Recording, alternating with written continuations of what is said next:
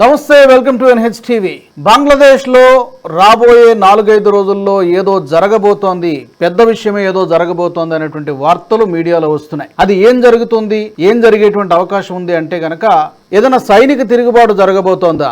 ఢాకాలో బంగ్లాదేశ్ రాజధాని ఢాకాలకు పెద్ద ఎత్తున బంగ్లాదేశ్ ఆర్మీ కానివ్వండి, అలాగే పారామిలిటరీ బలగాలు, బంగ్లాదేశ్ బోర్డర్ గార్డ్స్ కానీ పెద్ద ఎత్తున ఈ రాజధాని సమీపంలో మోహరిస్తున్నాయనేటువంటి వార్తలు మనకి మీడియాలో వస్తూ ఉన్నాయి. దానికి ఆర్మీ చీఫ్ వకారుజ్జమాన్ కూడా ఆ విధంగా ఆదేశాలు జారీ చేసినట్టుగా మనకి మీడియాలో వార్తలు వస్తున్నాయి. ఏం జరగబోతోంది? ఏమన్నా మహమ్మద్ యూనస్ చీఫ్ అడ్వైజర్గా ఉన్నటువంటి మహమ్మద్ యూనస్ పైన ఏమైనా తిరుగుబాటు చేసేటువంటి అవకాశం ఉంటుందా? ఒకవేళ అదే జరిగితే దాన్ని మహమ్మద్ యూనస్ ఎలా ఎదుర్కొంటారో, అతను ఏమైనా జైల్లో పెడతారా, లేకపోతే హౌస్ అరెస్ట్ చేస్తారా, లేకపోతే ఇదంతా జరగడానికి ముందు అతను ఏమైనా దేశం విడిచి పారిపోతాడా? ఏదో సంథింగ్ ఏదో జరగబోతోంది రాబోయే 5-6 రోజుల్లో, 4-5 రోజుల్లో బంగ్లాదేశ్ లో ఏదో పెద్ద పరిణామమే జరగబోతోంది అనేటువంటి అంచనాలు వస్తున్నాయి. ఇందులో ఎంతవరకు వాస్తవం ఉంది, ఈ వార్తలు నిజమేనా, ఏం జరిగేటువంటి అవకాశం ఉంది? దీని గురించి మాట్లాడదాం. నాతో జాయిన్ అవుతున్నారు ప్రొఫెసర్, అలాగే అంతర్జాతీయ వ్యవహారాల విశ్లేషకులు జేవిఆర్ శాస్త్రి గారు. శాస్త్రి గారు నమస్కారం అండి. నమస్తే. ఈ మీడియాలో వస్తున్నటువంటి రిపోర్ట్స్ బంగ్లాదేశ్ లో పెద్ద ఎత్తున ఆర్మీ, పారామిలిటరీ ఫోర్సెస్, అలాగే బంగ్లాదేశ్ బోర్డర్ గార్డ్స్ కూడా మోహరిస్తున్నారు రాజధాని చుట్టూ, రాజధాని లోపల కూడా అని అంటూ ఉన్నారు. ఆ ఆర్మీ చీఫ్ చాలా యాక్టివ్ గా పనిచేస్తున్నట్టుగా తెలుస్తోంది.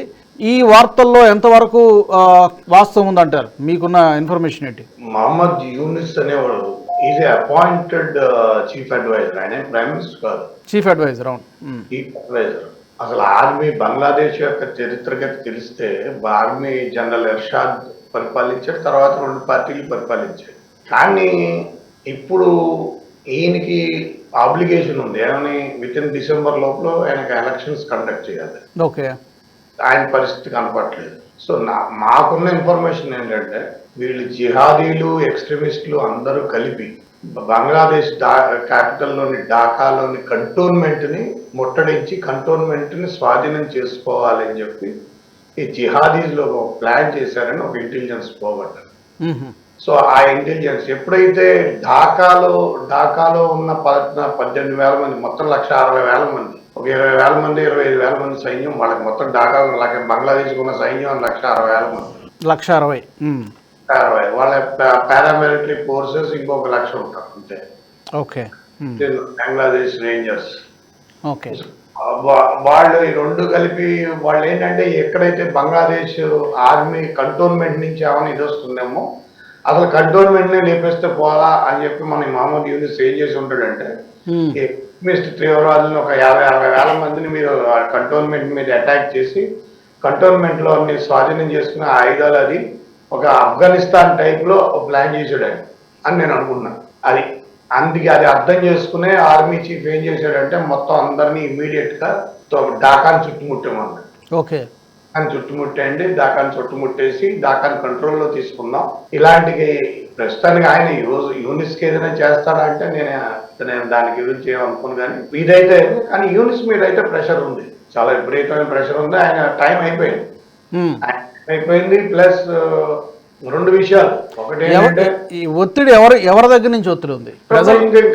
ఆయనకి సపోర్ట్ చేసేది గవర్నమెంట్, యుఎస్ గవర్నమెంట్. ఇప్పుడు లేదు కదా, ఇప్పుడు ఆ గవర్నమెంట్ లేదు కదా.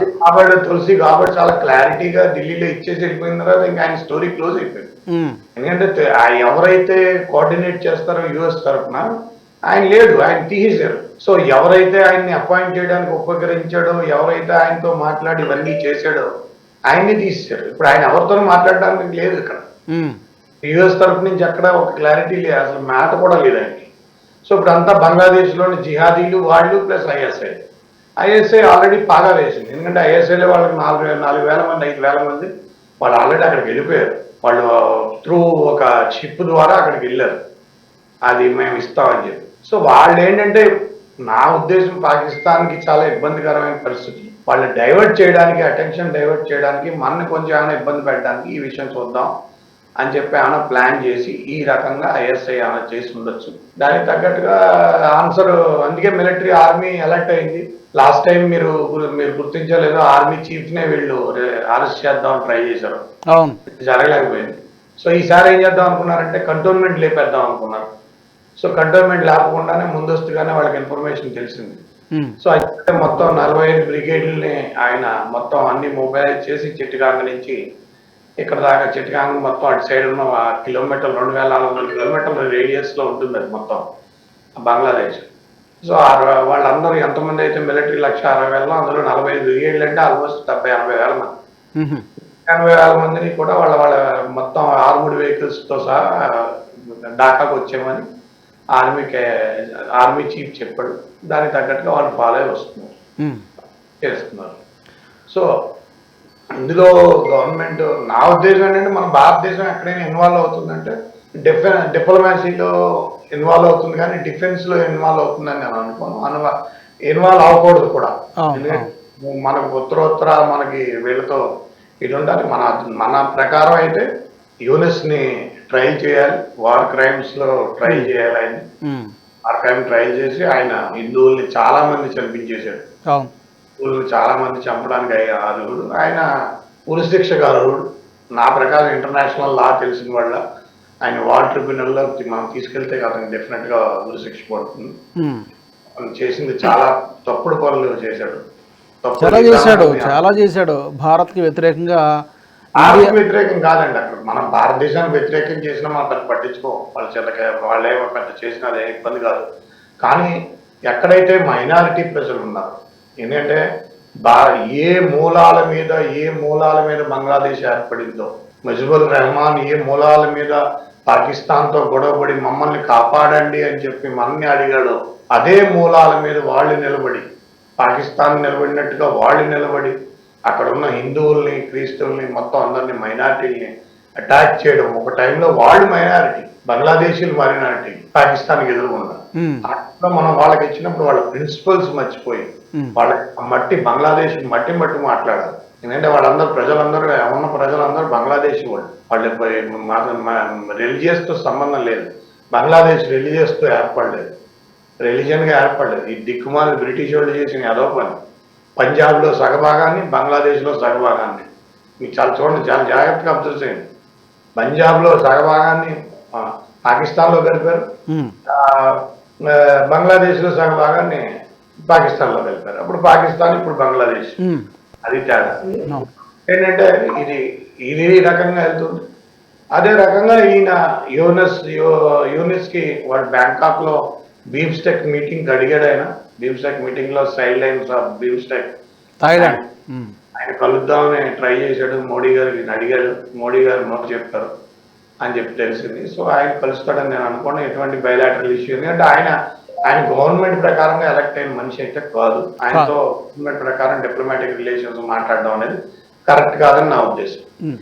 ఎందుకంటే ఇందులో మీమాంస ఏంటంటే చైనా కూడా చాలా ఇబ్బందిగా ఫీల్ అవుతుంది. ఎందుకంటే అరక్కన్ ఆర్మీ అక్కడ మయన్మార్లో చాలా విపరీతమైన ఇబ్బందులు క్రియేట్ చేస్తుంది. అరక్కన్ ఆర్మీ మీరు ఎక్కడైతే మిజోరాం నుంచి అక్కడ బోర్డర్ ఉంటుందో ఆ బోర్డర్ మయన్మార్ బోర్డర్ దగ్గర వెల్కమ్ టు మయన్మార్ అని ఉంటుంది. వాళ్ళు వెల్కమ్ టు మయన్మార్ ని తీసేసి వెల్కమ్ టు అంటే చిన్ ల్యాండ్ అని పెట్టారు. చిన్ ల్యాండ్ అంటే ఏంటి? చిన్ ల్యాండ్ అంటే ఆ ఏరియాలో ఉన్న చిన్ అనేది ఒక డిస్ట్రిక్ట్, అది ఒక తెగ, ఆ చిన్ డిస్ట్రిక్ట్. ఆ చిన్ డిస్ట్రిక్ట్ కి ఇక్కడికి ఇటు సైడ్ కాక్స్ బజార్, బంగ్లాదేశ్ కాక్స్ బజార్ కి ఇటు సైడ్ సముద్ర తీరానికి. సో వాళ్ళందరూ ఆ అరక్కన్ ఆర్మీ వాళ్ళు ఎందుకంటే రష్యన్ ప్రెసిడెంట్ కలవడం, మయన్మార్ జుంటా అక్కడికి వెళ్ళి రష్యన్ ప్రెసిడెంట్ అడిగి నరేంద్ర మోడీ గారిని సానుకూలించడానికి ప్రయత్నం చేయడం, అవేం పెద్దగా జరిగినట్లు కనపట్లేదు. ఇవాళ కూడా అరక్కన్ ఆర్మీ 2-3 సిటీల్ని వాళ్ళు కబ్జా చేస్తారు. సో వాళ్ళు వెళ్తున్నారు. సో డెఫినెట్ గా దీని మీద ఏదైనా జరుగుతుందంటే కొన్ని డెవలప్మెంట్స్ అయితే ఉంటాయి. వచ్చే 10-15 రోజులు, ఒక 4 నెలల్లో మనకి చాలా ఇబ్బందులు, మనం కొంచెం టైట్ స్పాట్ ఫేస్ చేయవలసి వస్తుంది. ఎందుకంటే చైనా తన మళ్ళీ రంగు చూపించడానికి ప్రయత్నం చేస్తుంది. ఎందుకంటే ఇండియా నిలువరించాలి, ఇండియా డైవర్ట్ చేయాలంటే చైనా డైవర్ట్ చేయాలని చెప్పి వాళ్ళు, ఎందుకంటే ఐఎస్ఐ ప్లాన్ ప్రకారం చైనాని రిక్వెస్ట్ చేశారని చైనా వాళ్ళు ఈ మన ఇక్కడ ఈ ఏరియాలో వాళ్ళు దాన్ని కబ్జా చేసి ఏదైనా ట్రై చేద్దాం అనే ఉద్దేశంలో ఉన్నారు లడాక్ ప్రాంతంలో. ఇండియాని ఎంగేజ్ చేసినట్టు అవుతుంది. పాకిస్తాన్ చాలా ఇబ్బందుల్లో ఉంది. వాళ్ళ వాళ్ళ స్టేట్ అక్కడ ఇబ్బందుల్లో ఉంది. ఎందుకంటే ఇప్పుడు ప్రస్తుతానికి మీరు ఏషియా పసిఫిక్ లో చూస్తే ఇండియా, ఆఫ్ఘనిస్తాన్ రెండు కలిసి, తాలిబాన్ కలిసి ఒక సర్జికల్ స్ట్రైక్ ప్లాన్ చేస్తున్నారని కూడా బయటకు వచ్చింది. ఇండియా అండ్ ఆఫ్ఘనిస్తాన్ కలిసి, అంటే సర్జికల్ స్ట్రైక్ కి వాళ్ళు ఇంటెలిజెన్స్ అంతా ఇండియా ఇచ్చేటట్టు, ఆఫ్ఘనిస్తాన్ సర్జికల్ స్ట్రైక్ చేసేటట్టు. ఎక్కడైతే మునీర్ ఆర్మీ చీఫ్ ఏ రకంగా అయితే హార్డ్ స్టేట్, సాఫ్ట్ స్టేట్ అనే రెండు పదాలు తీసుకొచ్చి ఉంచడం, నిన్న సిగ్గు శరం లేకుండా వాళ్ళు జర్దారి 5% 10% కమిషన్ కట్టాడు. వాడు ప్రెసిడెంట్ అంటే ఎవడో నమ్మడు, ఆడో పెద్ద దొంగ, వాడి ప్రెసిడెంట్, వాడి వెనకాల గజ దొంగ ప్రైమ్ మినిస్టర్. వాళ్ళిద్దరు మీకు నవ్వొచ్చే విషయం ఏంటంటే వాళ్ళు ఎన్నికలు నెగ్గలేదు, వాళ్ళు ఎన్నికలు నెగ్గకుండా ప్రైమ్ మినిస్టర్లు అయిపోయారు. ఎందుకంటే ఇది అలవాటు అయిపోయింది వాళ్ళకి. మీరు జుల్ఫికార్ భుట్టో కూడా చూసుకున్నా ముజిబుర్ రెహమాన్ ఎన్నికయ్యాడు, 162కి 160 వచ్చినాయి ఆయనకి. మొత్తం ఇటు ఉత్తర పాకిస్తాన్కి తూర్పు పాకిస్తాన్ మధ్య కూడా, ఆ రెండింటి మధ్య కూడా ఆయనకే వచ్చేసింది బలం, పూర్తి బలం. వచ్చినా కూడా జుల్ఫికార్ భుట్టో ఏమన్నాడు, ఇది కుదరదంటే బంగ్లాదేశ్ వేరైపోయిన తర్వాత అక్కడ ఆయన ప్రమాణ స్వీకారం చేశాడు. ఆయన ఓడిపోయిన ఆయన ప్రమాణ స్వీకారం చేశాడు ప్రైమ్ మినిస్టర్ జుల్ఫికార్ భుట్టో. ఈ రోజు నన్ను ఏం చేశారు, నేషనల్ డేలో ఆయన హీరో కింద ఆయనకు ఒక మెడల్ ఇచ్చారు. వాళ్ళ అల్లుడు #1 ఫ్రాడ్, వాడి మీద ఉన్న కేసులు కనీసం సుప్రీంకోర్టులో 8-9 రూముల్లో జర్దారీ ఫైల్స్ ఉన్నాయి. అర్థం చేసుకోండి, వాడు ప్రెసిడెంట్ ఆఫ్ పాకిస్తాన్, వాళ్ళ అబ్బాయి ఫారెన్ అఫైర్స్ మినిస్టర్, వాళ్ళ అమ్మాయి first citizen of the nation. ఇంకా మీరు అసలు ఆయనకి నవాజ్ షరీఫ్ కూతురు పంజాబ్ చీఫ్ మినిస్టర్, నవాజ్ షరీఫ్ తమ్ముడు జవాజ్ షరీఫ్ ప్రైమ్ మినిస్టర్. వాళ్ళు ఏంటంటే జస్ట్ పాకిస్తాన్ లైన్ అది స్పష్టంగా తెలిసిపోతుంది. కుటుంబ పాలన లాగా మొత్తం అంతా దొంగల పాలన, అది ఆర్మీ చీఫ్ నడిపిస్తున్నాడు అని చెప్పి తెలిసిపోతుంది, ఆర్మీ వాళ్ళు నడుపుతున్నారు అని స్పష్టంగా తెలిసిపోతుంది. ఇదేంటంటే దీనికి ఒక ఎండగాడు పడాలంటే చాలా స్పష్టంగా మనమే ఇంక దీన్ని ఎదరికి తీసుకెళ్లాల్సిన అవసరం ఉంది, అది తీసుకెళ్ళాలి. ఎందుకంటే మనకు రెండు వైపులా క్రియేట్ చేద్దామని ఒక ఇదిలో వాళ్ళు ఒక అత్యుత్సాహానికి పోయి చేస్తున్నారు. సో బంగ్లాదేశ్ చివరి స్థితికి వచ్చింది, బంగ్లాదేశ్ చివరి స్థితిలో ఉంది ఇది. ఎందుకంటే ఏ టైంలో అయినా ప్రస్తుతం ఆర్మీ తీసుకుంటుందా, నాకు లెక్క ప్రకారం అయితే ఈవిడ షేక్ హసీనా రిజైన్ చేయలేదు. షేక్ హసీనా వచ్చేసింది కానీ ఆవిడ రిజైన్ చేయలేదు. She will be treated as a exhale prime minister and once she go back she will take back. ఆవిడ రిజైన్ చేయలేదు కాబట్టి ఆవిడే ప్రైమ్ మినిస్టర్. అలా అనుకునే పక్షంలో ఇప్పుడు మళ్ళీ ఎన్నికలు జరపాల్సిన అవసరం కూడా లేదు కదా, మీరు చెప్పిన లెక్క కరెక్ట్ అయితే. నేను చెప్పిన లెక్క ఎందుకు కరెక్ట్ అంటే కాన్స్టిట్యూషనల్ బంగ్లాదేశ్ కాన్స్టిట్యూషన్ ప్రకారం ఆ స్టిప్యులేటెడ్ టర్మ్ కనుక వాళ్ళు కంప్లీట్ చేయాలి. ఆ స్టిప్యులేటెడ్ టర్మ్ లో షేక్ హసీనా ఆవిడ ఎన్నికలు నెగ్గింది, ఆవిడ ప్రాపర్ గా ప్రమాణ స్వీకారం చేసింది, ఆవిడ మంత్రిమండలి ఉంది, పార్లమెంట్ లో ఆవిడకి పూర్తిగా మెజారిటీ ఉంది. ఆవిడని హడావిడి చేసి బయటికి పంపించేశారు తప్పించి. కానీ ప్రెసిడెంట్ మధ్యలో ఒకసారి చాలా స్పష్టంగా నాకు ఎటువంటి రిజగ్నేషన్ ఇవ్వలేదని ఆయన చాలా స్పష్టంగా చెప్పేశాడు. సో దీని ద్వారా నాకు తెలుసున్న పరిజ్ఞానంతో చెప్పే లీగల్ ఎక్స్పర్ట్ గా దాన్ని చెప్పేది ఏంటంటే, ఆవిడ ఎక్సైల్ ప్రైమ్ మినిస్టర్ అయితే కనుక this is the rule of the army as well as the chief electoral officer and the president of the Bangladesh. President of the Bangladesh అవన్నీ మళ్ళీ ప్రమాణ స్వీకారం కూడా చేయించగల ఆవిడ. షీ విల్, బికాజ్ ఆయన ఇంకెవరిని ప్రమాణ స్వీకారం సో ఇప్పుడు ఇమీడియట్ గా అంటే ఒక అంచనా, ఇమీడియట్ గా ఆర్మీ గనక కంట్రోల్లోకి తీసుకుంటే నెక్స్ట్ టీం వచ్చేదాకా ఆర్మీ కంట్రోల్లో ఉండి తర్వాత ఈమెకి హ్యాండ్ ఓవర్ చేసేటువంటి పాసిబిలిటీ ఉందా? ఆర్మీ కంట్రోల్లోకి వెళ్ళిపోయిందంటే షేక్ హసీనా ప్రైమ్ మినిస్టర్ గా అయిపోయింది. ఎందుకంటే ఆయన president of India, president of Bangladesh ఎవరిని ప్రమాణ స్వీకారం చేయించలేదు. ఆయన చీఫ్ అడ్వైజర్ అంటే ఏంటి, అది టెంపరీ గవర్నమెంట్ అంతే. టెంపరీ గవర్నమెంట్ లో అంటే ఏంటి, మీరు ఇప్పుడు సపోజ్ మన ప్రైమ్ మినిస్టర్లు ఎవరికైనా బొంట్లో బాగా మన్మోహన్ సింగ్ కొట్లో ఆపరేషన్ చేయడానికి ఆయన ఎయిమ్స్ లో పెట్టినప్పుడు ప్రణబ్ ముఖర్జీ గారికి కేబినెట్ ని చైర్ చేయమని చెప్తున్నాం. అది టెంపరీ సెటప్ అంతే. ఒక అధికృత ఆర్డినెన్స్ ద్వారా లేదా ఒక ఆర్డర్ ద్వారా it is only a temporary. The moment Prime Minister comes, returns to his office, his order is cancelled. So that kind of order he is carrying by Minister Yunus. అలాంటి order carry చేస్తున్నారు. అంటే ఏంటి, షేక్ హసీనా కనుక ఒకవేళ వచ్చేస్తే ఆయన is not a longer a chief advisor, nor he is running a government. He is only a temporary setup for the administration. Oh. That's it. He is not a ruler.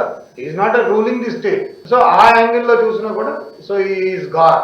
అతను పోయినట్టే షేక్ హసీనా అని అనుకోవడం మనం we are quite successful of convincing the American government and American department officer. Tulsi Gabbard was very clear about things, and she is because if at all there is an interest of America, they would have told. ఆయన చెప్పేసేవారు, ఎందుకంటే ఆ interest వాడికి ఉంది, ఎవరికి బైడెన్కి ఉంది. అవును, country పెట్టాలి, ఇది చేయాలి, అది చేయాలి. అవును, ఇది లేదు. సో మయన్మార్ ఎట్టి పరిస్థితుల్లోనూ మయన్మార్ భూటాన్ కూడా వచ్చే 2-3 నెలల్లో భూటాన్ని ప్రైమ్ మినిస్టర్ స్పష్టంగా వితౌట్ ఈవెన్ థింకింగ్ నేను చెప్పేది ఏంటంటే భూటాన్ని 29వ రాష్ట్రంగా ప్రకటించడం జరిగిపోతుంది. అది జరిగి తీరాలి. ఎక్స్టర్నల్ అఫైర్స్ మన బయలాటరల్ డిఫెన్స్ అండ్ డిప్లొమసీలో చూస్తే భూటాన్కి మనకి ఒక ప్యాక్ట్ ఉంది, డిఫెన్స్ ప్యాక్ట్. ఆ డిఫెన్స్ ప్యాక్ట్ ఏంటంటే భూటాన్ మీరు ఎవరైనా అటాక్ చేస్తే అది it is attack on India. So ఆ లెక్క చూసుకున్నా ఏ లెక్క చూసుకున్నా కూడా భూటాన్ జిగ్మే సింగ్ వాంగ్చుక్ డిఫరెంట్ గా ఇదే ప్రిఫర్ చేస్తాడు. ఆయన 29వ రాష్ట్రంగా ఆయన జాయిన్ అయిపోతాడు. ఆయన గవర్నర్ గా మనం అపాయింట్ చేయొచ్చు, కంటిన్యూ అవుతాడు. సో ఆయన గవర్నర్ గా ఉంటాడు. We will run the administration and we will hold the. ఇది ఎప్పట్లో జరగచ్చు అంటారు? ఇది నేను అనుకోవడం మాక్సిమం 1 month లో ఉంటుంది. ఎందుకంటే అక్కడ మణిపూర్ లో అయినా కూడా మిజోరాంలో కూడా, మిజోరాంలో జనరల్ వికే సింగ్ ఉన్నాడు. మణిపూర్ లో ఫార్మర్ హోమ్ సెక్రటరీ నా ఫ్రెండ్ అజిత్ బల్లా గారు ఉన్నాడు. Home secretary of the nation is a governor they. Prime minister గారి చాలా అత్యంత సన్నిహితుడు, అమిత్ షా గారి సన్నిహితుడైన అది బల్లా గారు ఉన్నాడు. బల్లా గారు is a secretary home now right now as a Manipur governor. ఎక్కడైతే మిజోరాం కి మయన్మార్ కి మధ్య బోర్డర్ ఎక్కడ ఉంటుందో అక్కడ ప్రస్తుతానికి అయితే ఎటువంటి రిస్ట్రిక్షన్స్ లేవు. మన మిజోరాంలో స్టేట్ వాళ్ళు అక్కడ దానికి వెళ్ళొచ్చు, మయన్మార్ నుంచి ఇటు రావచ్చు. సో అక్కడ వాళ్ళు పేరు మార్చేశారు. అది ప్రస్తుతానికి అరక్కన్ ఆర్మీ దాంట్లో ఉంది. వాళ్ళు చిన్లాండ్, వెల్కమ్ టు చిన్లాండ్ అన్నారు, వెల్కమ్ మయన్మార్ అని తీసేశారు. దాన్ని బట్టి మీకు అర్థం చేసుకోవాల్సింది ఏంటంటే ఇదైనా ఇంటిగ్రేటెడ్.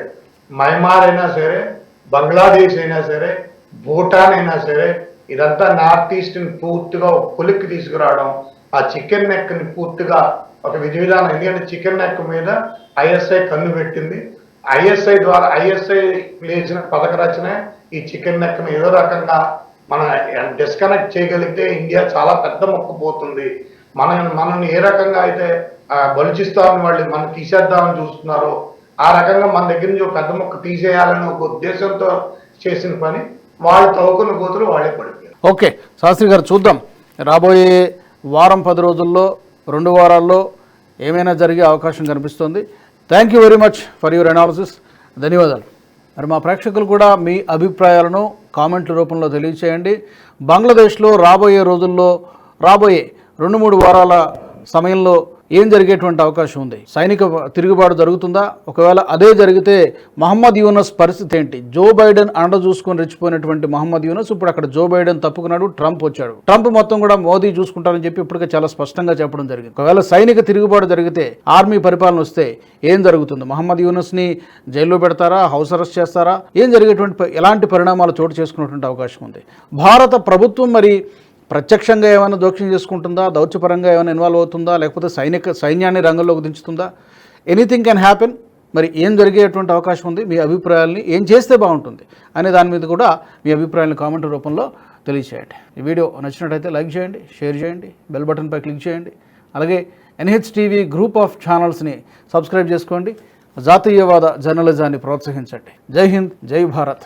ఈ వీడియో మీకు నచ్చినట్టయితే లైక్ చేయండి, 10 మందికి షేర్ చేయండి. అలాగే కామెంట్ల రూపంలో మీ అభిప్రాయాలను మాతో పంచుకోండి. Nationalist hub group of channels ను సబ్స్క్రైబ్ చేసుకుని తెలుగునాట జాతీయవాద జర్నలిజాన్ని ప్రోత్సహించండి. ఈ వీడియో కింద ఉన్న బెల్ ఐకాన్ పై క్లిక్ చేయడం మర్చిపోవద్దు.